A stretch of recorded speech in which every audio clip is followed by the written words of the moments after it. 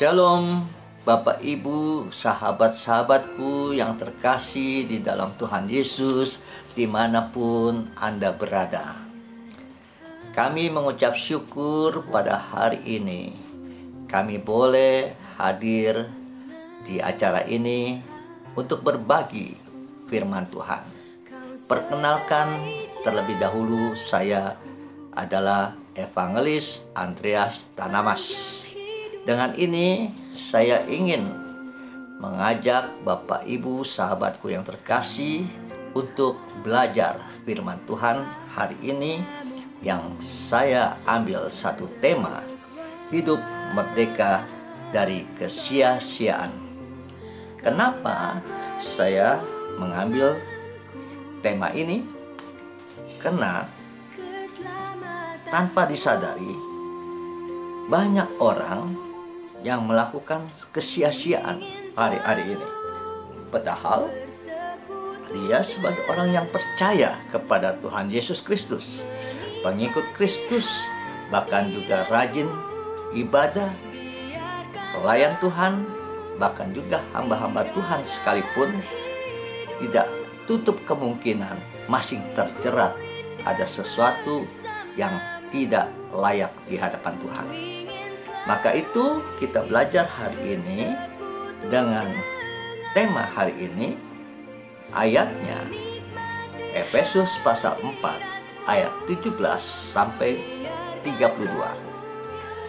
Tapi saya bacakan 2 ayat saja. Ayat 17.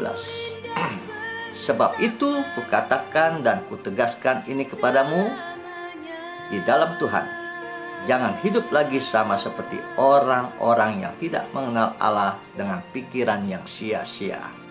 Ayat 18, dan pengertian yang gelap jauh dari hidup persekutuan dengan Allah, karena kebodohan yang ada di dalam mereka dan karena kedegilan hati mereka. Bapak Ibu, sahabatku yang terkasih, berbicara kesia-siaan paling tidak enak, bukan? Apalagi dikatakan di dalam pengkhotbah. Seperti firman Tuhan berkata, orang yang kumpulkan harta sedemikian rupa tetapi tidak menikmati, melainkan buat orang lain, itu pun disebut kesia-siaan. Dan lagi ada orang yang jerih lelah payahnya, dia melakukan dengan kepintaran dia, kehebatan dia, sehingga berhasil oleh karena kecakapannya. Tapi di dalam pekerjaannya itu masih ada iri hati, itu pun kesia-siaan. Bapak Ibu yang terkasih dalam Tuhan, maka itu jangan sampai kita terjebak. Hal yang sepele bisa menjerat kita. Demikian juga hari ini Rasul Paulus berkata kepada jemaat di Efesus bahwa dikatakan dengan tegas. Firman Tuhan berkata apa? Kukatakan dan kutegaskan. Artinya Rasul Paulus tidak main-main dalam hal ini. Dia ungkapkan untuk kepada jemaat Efesus, juga kepada Bapak Ibu sahabat-sahabatku terkasih, dengan saya juga. Dikatakan yang pertama, jangan hidup lagi sama seperti orang yang tidak mengenal Tuhan. Kedua, jangan punya pikiran yang sia-sia. Ketiga, jangan punya pengertian yang gelap. Keempat, jangan jauh dari hidup persekutuan dengan Tuhan. Maksudnya apa? Ternyata di sini maksudnya supaya kita betul-betul bisa introspeksi diri kita, supaya hidup yang percaya ini jangan sampai sia-sia.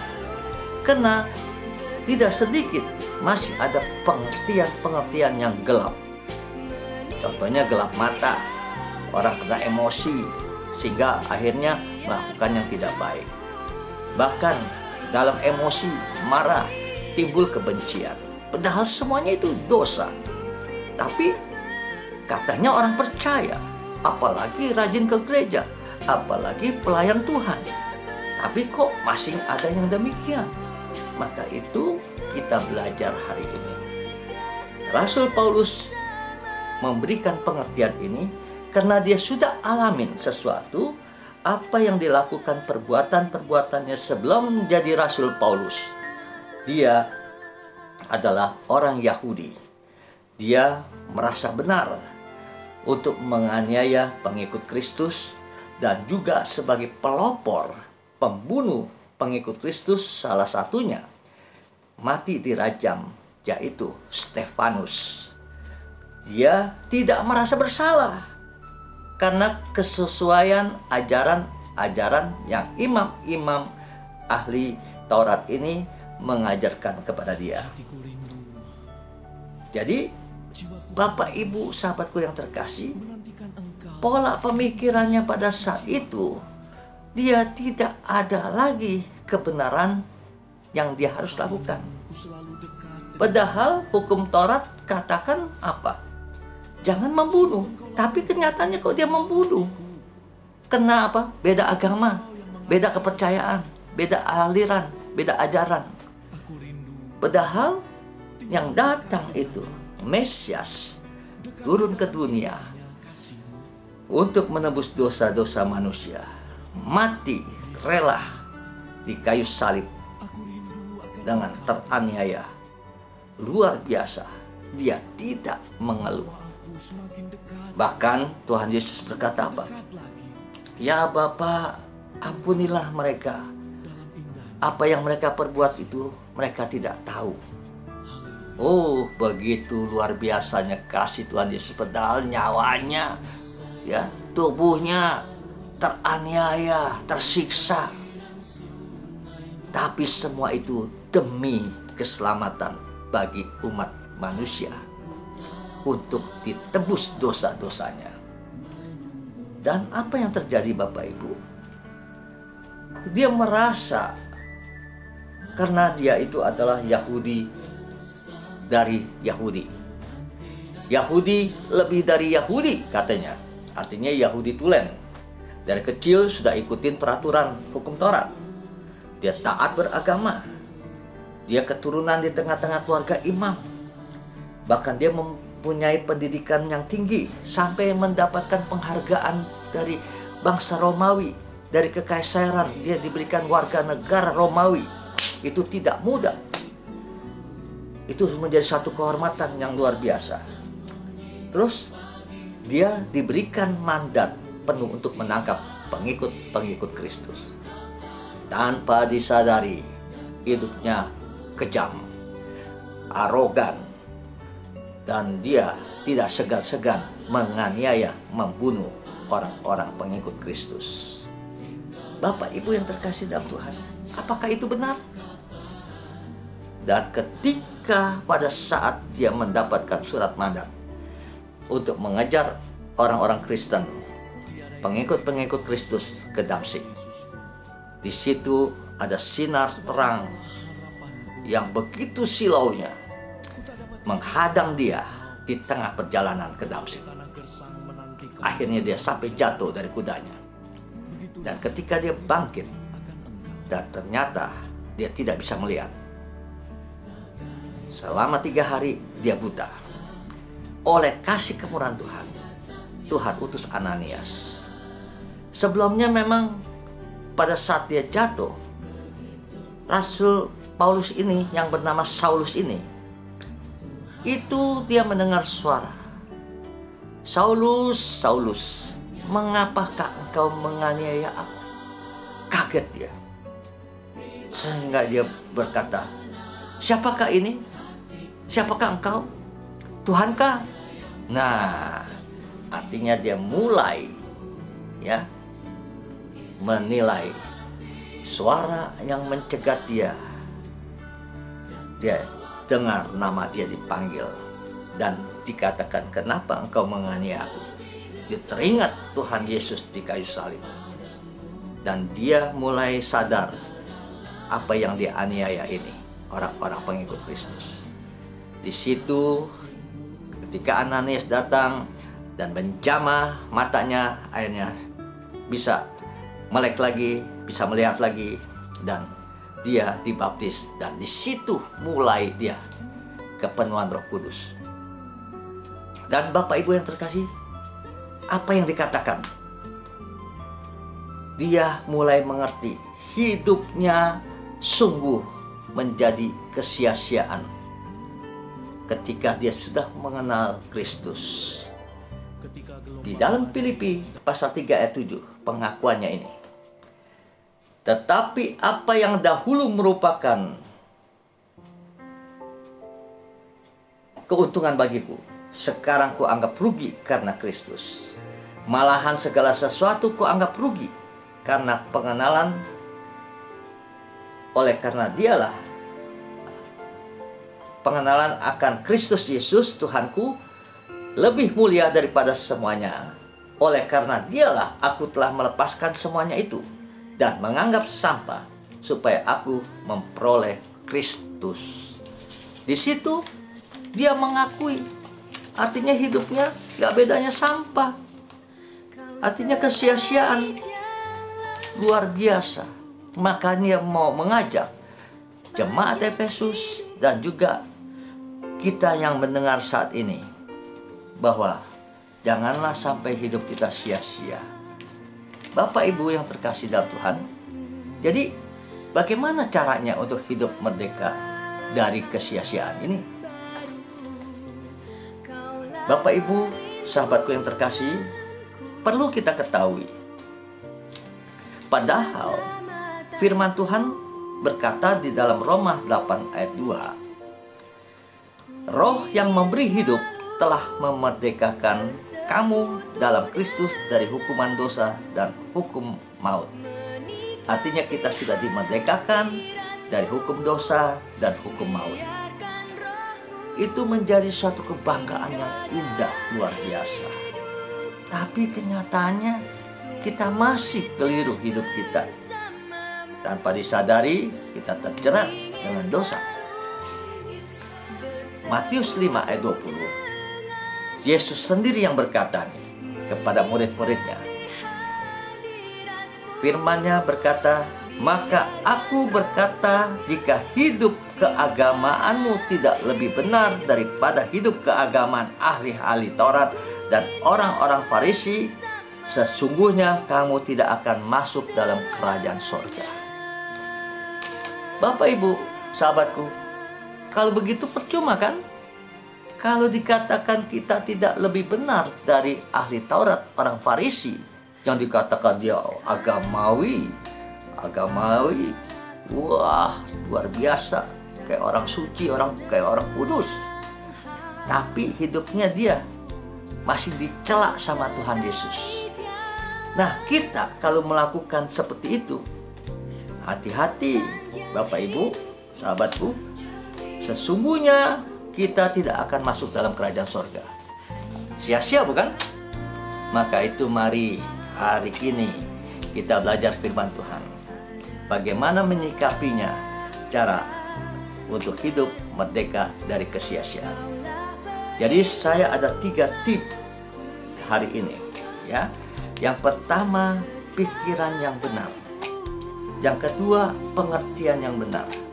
Yang ketiga, hidup di dalam kebenaran. Karena Bapak Ibu yang terkasih dalam Tuhan, ketika saat kita mau menerima Tuhan Yesus, kita juga harus mempunyai pikiran yang benar. Dan pikiran yang benar itu artinya kita tahu akan suatu jawaban yang tidak salah, yang tidak mengandung akibat buruk, yang tidak negatif. Itu pikiran yang benar. Nah, untuk menciptakan pikiran yang benar ini perlu diasah Bapak Ibu. Pikiran kita ini apa yang harus kita lakukan? Nah, ternyata kita harus menilai baik dan buruk, apa yang jadi perbuatan benar atau tidaknya. Maka itu kita perlu belajar Bapak Ibu. Jadi pikiran yang benar ini pertama-tama adalah belajar. Belajarnya tentang apa? Selain sekuler, kita yang dari TK, SD, SMP, SMA sampai sarjana, sampai profesor sekalipun, itu perlu memang secara sekuler. Tapi yang terlebih penting lagi, secara kerohanian kita. kerohanian kita harus punya religius, yaitu firman Tuhan. Jadi kita belajar firman Tuhan. Kedua, kita harus menerima nasihat orang bijak, orang tua kita. Ketiga, kita harus belajar bergaul dengan orang-orang benar. Nah, jadi pikiran yang benar ini pertama kita harus belajar firman, menerima nasihat, bergaul dengan orang yang benar. Terus pikiran yang benar ini juga harus kita apa? Kedua, merenungkan dan hayati sesuatu yang dikatakan firman Tuhan. Bukan hanya hafal. Ada orang berkata, aku sudah 10 kali dari perjanjian lama sampai perjanjian baru, tapi perilakunya tidak firman Tuhan. Maka itu kita harus merenungkan dan hayati apa maksud dari firman Tuhan itu. Ya, maka itu Bapak Ibu yang terkasih, saya mau kasih contoh. Ketika kita pikirannya belum menerima firman Tuhan dengan benar, pasti pikiran kita masih ada yang kotor. Tidak bedanya cangkir yang diisi kopi. Ketika kopinya diminum, sisa ampasnya. Dan akhirnya cangkir itu pasti kotor, kan? Nah, nggak bedanya juga pikiran kita. Pada saat kita hari-harinya menerima yang baik, yang buruk, apa yang negatif, dan semua campur aduk semua, akhirnya mengendap. Menjadi pikiran kita menjadi kotor. Dan saya melihat ada sesuatu yang luar biasa. Cangkir yang kotor ini, ketika dibawa ke sumber air, keran kita buka, dan air mengalir, terus mengalir, tak putus-putusnya mengalir. Tanpa disadari, cangkir itu jadi bersih, jernih. Demikian juga pikiran kita, Bapak Ibu, sahabatku yang terkasih. Ketika kita isi dengan firman, dengan air atau firman, itu hari-hari terus kita isi, maka pikiran kita akan jernih. Tidak bedanya cangkir. Bapak Ibu, sahabatku yang terkasih, di situ kita bisa melihat apa yang terjadi. Iman timbul dari pendengaran firman Kristus. Itu di dalam Roma pasal 10 ayat 17. Jadi isilah pendengaran itu masuk dalam pikiran kita. Firman Kristus, firman Kristus, firman Kristus. Maka pikiran kita yang kotor akan jernih. Terus yang ketiga dari pikiran yang benar ini, arahkanlah pikiran kita kepada Filipi 4 ayat 8. Jangan arahkan kepada yang negatif, arahkan yang kotor-kotor, yang najis. Jangan. Sudah waktunya kita tanggalkan, karena kita sudah menjadi pengikut Kristus. Jadi Filipi 4 ayat 8. Jadi akhirnya saudara-saudaraku, semua yang benar, semua yang mulia, semua yang adil, semua yang suci, semua yang manis, semua yang sedap didengar, semua yang disebut kebajikan dan patut dipuji, pikirkanlah semuanya itu. Nah, Bapak Ibu, jadi pikiran ini kita harus kuasai. Arahkan pikiran kita sesuatu yang baik. Ya. Jadi pikiran kita akan jadi benar. Ingat Bapak Ibu, jangan terkecoh dengan sesuatu duniawi. Maka itu menjadi kekotoran. Terus yang bagian kedua, pengertian yang benar ini. Jadi apakah saat ini kita sudah mengerti dengan benar apa yang kita ambil keputusan terima Tuhan Yesus? Ini penting Bapak Ibu, sahabatku. Banyak orang hanya ikut-ikutan pengertiannya. Jadi orang Kristen katanya, oh karena orang Kristen tidak ada susahnya. Ya, tunggu dulu. Kata siapa tidak ada susahnya? Di dalam Mazmur pasal 34 ya, ayat 20, kemalangan orang benar banyak, tetapi Tuhan meluputkannya. Nah, jadi tidak ada susahnya. Memang dikatakan tidak ada susahnya bagi orang Kristen itu memang nyata. Tapi susahnya tetap ada. hebatnya orang Kristen yang sungguh-sungguh percaya pada Tuhan, menyerahkan hidupnya pada Tuhan, itu dia menjadi pelaku firman. Dia teringat akan kutipan dari firman Tuhan. Ya, di dalam 1 Tesalonika pasal 5 ayat 18. Mengucap syukurlah di dalam segala hal, itulah yang dikehendaki Tuhan. Nah, jadi ketika dikehendaki Tuhan mengucap syukur dalam segala hal, artinya apa? Pencobaan apapun, kesukaran apapun datang, dia terima dengan ikhlas. Dia bisa mengucap syukur. Orang yang tidak terima dengan ikhlas, dia tidak bisa mengucap syukur. Maka itu dia teringat akan itu, jadi dia kuat. Apalagi ada ayatnya, ya, 1 Korintus 10 ayat 13. Pencobaan-pencobaan yang datang kepadamu tidak akan melebihi dari kekuatanmu, karena disitulah Tuhan akan memberikan jalan keluarnya.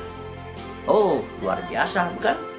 Jadi di situ artinya susah ada, tapi tidak menjadi susah hatinya. Pengikut Kristus yang sejati, apapun kesukaran yang ada, dia tidak akan dampak. Karena apa? Ada sukacita. Dia bisa mengucap syukur. Terus dikatakan lagi, oh kalau ikut Tuhan Yesus bisa kaya. Ya, memang bisa kaya, tapi arti tunggu dulu. Kaya itu bukan artinya harta duniawi yang melimpah, tapi Tuhan pun sanggup memberikan itu. Tapi yang penting ada hatinya dulu. Hatinya penuh nggak hikmat, kebijaksanaan, ya, bahwa dia kaya akan firman. Ya, di situ dia bisa melihat bagaimana kekayaan itu akan sendirinya mengikuti, bukan mengejar kekayaan. Karena hidup di dalam kebenaran, Tuhan berkati.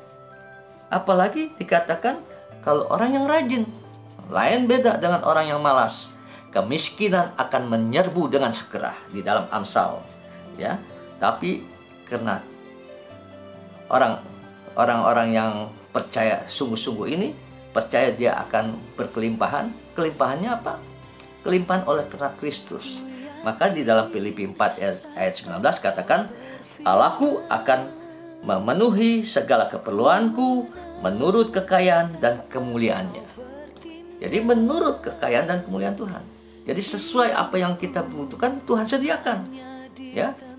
Tapi hati-hati, bukan kaya yang bukan dasar dari Tuhan, tapi Tuhan berikan yang terbaik buat kita. Nah, selanjutnya yang ketiga, pengertian yang benar ini, katanya kalau berdoa dijawab Tuhan. Iya, betul, dijawab Tuhan. Tapi tunggu dulu ya, orang Kristen, orang yang percaya bagaimana yang dijawab Tuhan. Yesaya pasal 59 ayat 1 sampai ayat 2 berkata apa? Dikatakan, tangan Tuhan tidak kurang panjang untuk menolong, pendengarannya tidak kurang tajam untuk mendengar. Tetapi kenapa Tuhan diam tidak menjawabnya? Ayat 2-nya berkata apa? Karena kejahatan dan dosa-dosa yang dilakukan, sehingga Tuhan tidak mau menjawabnya. Jadi tunggu dulu ya. Tuhan pasti jawab, tapi bukan artinya Tuhan tidak bisa menjawab. Tapi juga Tuhan jawab ketika tidak ada jawaban, itu pun juga Tuhan jawab. Karena Tuhan tahu apa yang akan terjadi. Maka kadang-kadang permintaan kita tidak dijawab. Oleh kenapa? Karena keinginan kita sendiri. Tapi Tuhan berikan yang terbaik. Maka itu, Bapak Ibu yang terkasih, bagi orang-orang benar, Yakobus pasal 5 ayat 16 dikatakan apa? Doa orang benar dengan penuh yakin dan percaya besar kuasanya. Nah, itulah hebatnya orang yang sejati, orang yang Kristen sejati, pengikut Kristus yang sejati. Dia hidup di dalam kebenaran, maka ada kuasa. Maka itu Bapak Ibu yang terkasih, itu menjadi sesuatu hal bahwa kita mau menjadi pengikut Kristus. Tetapi kalau saya boleh katakan, ini pun tidak akurat. Ini bisa akhirnya orang itu kecewa kalau dijawab Tuhan. Kalau tidak gimana? Nah, mari sekarang saya mau kasih pandangan bahwa supaya betul-betul kita tidak hidup dalam kesia-siaan, ya, kita harus tahu pengertian yang benar ini, karena keselamatan hanya dari Tuhan Yesus saja.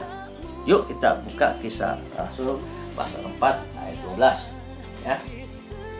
Kisah para Rasul pasal 4 ayat 12. Dan keselamatan tidak ada di dalam siapapun juga selain di dalam Dia.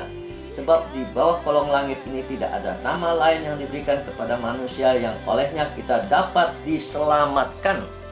Jadi tidak ada satu nama pun di kolong langit ini selain dari Tuhan Yesus sendiri yang menyelamatkan. Dan apalagi kita harus mengerti dengan benar bahwa Yesus sendiri berkata pada waktu saatnya Dia ada di dunia bersama murid-murid pada waktu itu, berkata apa?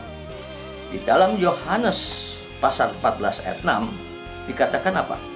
Akulah jalan kebenaran dan hidup. Tidak ada satu orang pun yang dapat datang kepada Bapa kecuali melalui aku. Nah, di situ saya makin yakin.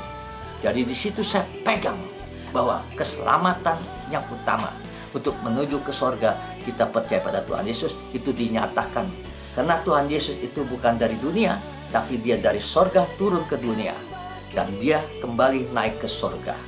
Dan Dia tahu jalannya, tidak akan nyasar. Jadi orang yang percaya kepada Tuhan Yesus, dia pasti akan menerima masuk dalam kerajaan sorga. Yang terakhir, bagaimana untuk hidup merdeka dari kesia-siaan? Kita hidup di dalam kebenaran. Nah, kalau gitu bagaimana caranya? Yuk kita buka Roma 12 ayat 1 dan 2, ya. Di situ dikatakan apa? Persembahkanlah tubuhmu yang hidup, yang kudus, dan yang berkenan kepada Tuhan. Itulah ibadahmu sejati. Terus yang kedua dikatakan, janganlah engkau menjadi pelaku-pelaku dunia lagi. Di situ dikatakan dengan tegas, berubahlah oleh pembaruan budimu. Jadi ketika kita sudah dimerdekakan, jangan kita menjadi pelaku-pelaku dunia lagi, ya. Jangan keinginan daging yang kita lakukan, tapi berubahlah oleh pembaruan budimu. Contoh, tadinya gampang ngambek, kalau dinasehatin, ditegur, marah, ya, tersinggung, emosi, bahkan dendam, benci. Nggak pantas, apalagi kita sebagai hamba Tuhan, sebagai pelayan Tuhan, sebagai orang yang setia ke gereja. Kita harus mengerti bahwa itu menjadi kesia-siaan.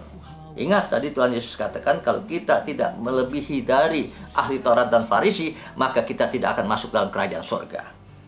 Maka itu, jadi kita harus betul-betul hidup berubah oleh pembaruan budi kita sendiri. Terus hidup di dalam kebenaran itu apalagi? Dikatakan yang ketiga ini, janganlah kamu mendukakan Roh Kudus Allah. Efesus 4 ayat 30.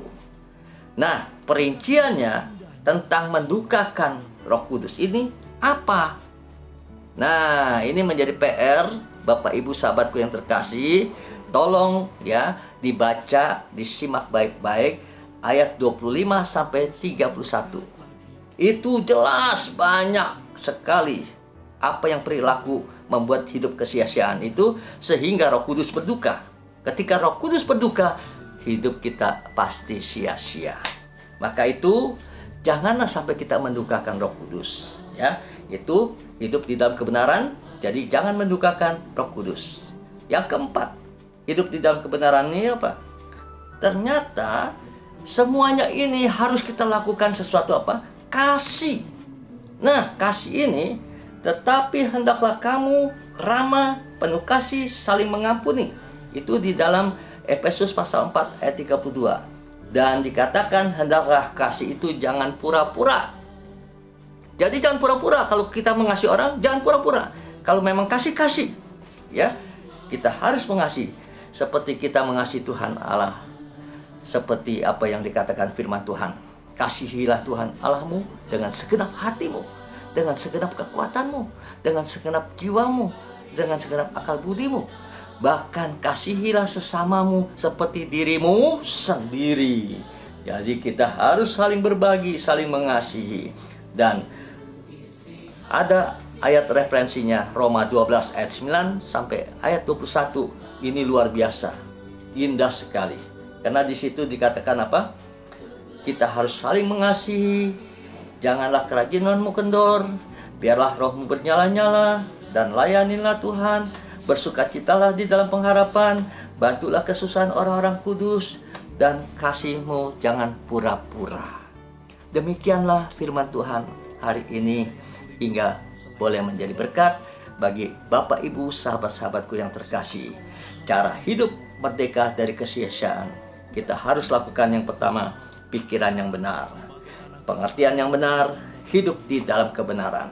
Tuhan Yesus memberkati kita semua. Salam jumpa lagi di lain kesempatan. Haleluya. Amin.